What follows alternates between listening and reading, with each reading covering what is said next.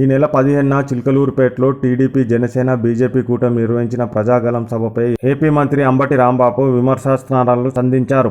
గుర్తుంది. నేను మనవి చేస్తున్నా, ఇవాళ ఈ రాష్ట్రంలో భారతీయ జనతా పార్టీతో పొత్తు పెట్టుకున్నటువంటి సైకిల్కి ఓటు వేస్తే ముస్లింలకు డాక్టర్ వైఎస్ రాజశేఖర రెడ్డి గారు ఏ రాష్ట్రంలోనూ లేనటువంటి 4% రిజర్వేషన్ ఇచ్చారే, ఆ రిజర్వేషన్లు పోయినట్టే.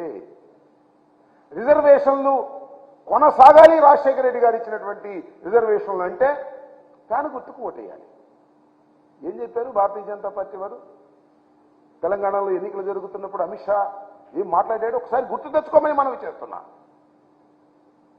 ముస్లింల రిజర్వేషన్లు రద్దు చేస్తాం అధికారంలోకి వస్తే అనేటువంటి మాట మాట్లాడారు. ఇవాళ చంద్రబాబు నాయుడు గారికి ఓటు వేస్తే పొరపాటున అధికారంలోకి వస్తే మొదటిగా చేసేది ముస్లింల రిజర్వేషన్ రద్దు చేయటం. ఇది అవసరమా? ముస్లిం మైనారిటీస్ ఓటు వేయాలా? ఒక్కసారి ఆలోచించుకోమని మనం చేస్తున్నాం. మేమంటే ఆయన మాట్లాడిన మాటలంట ఇంతకుముందు మాట్లాడారు చాలా సందర్భాల్లో.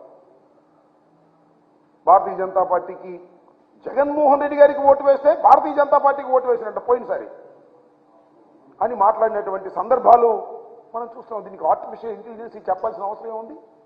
వాస్తవాలు కావా? ప్రజలు గుర్తుపెట్టుకోలేదా? ప్రజలు చూడటం లేదా అని అడుగుతా ఉన్నాను. అసలు నేను తెలియగలుగుతానండి.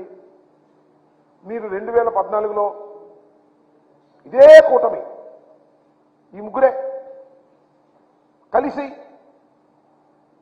ఒక కూటమిగా ఏర్పడ్డారు. ఎన్డీఏ అధికారంలోకి వచ్చింది. మీరు కూడా ఇక్కడ అధికారంలోకి వచ్చారు.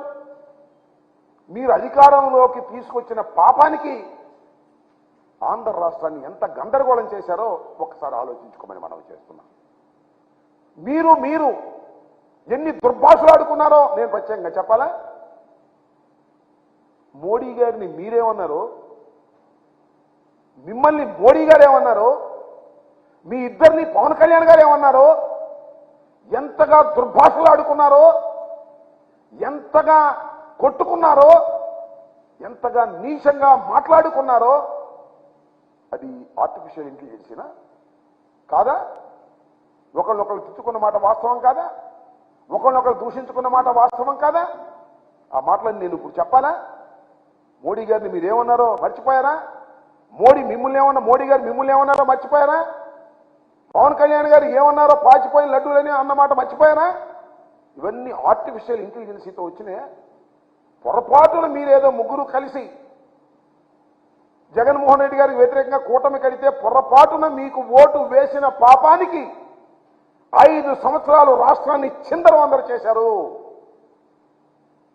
కలిసి పరిపాలన చేశారు, విడిపోయి కొట్టుకున్నారు. కలిసి ప్రయాణం చేశారు, విడిపోయి తిట్టుకున్నారు.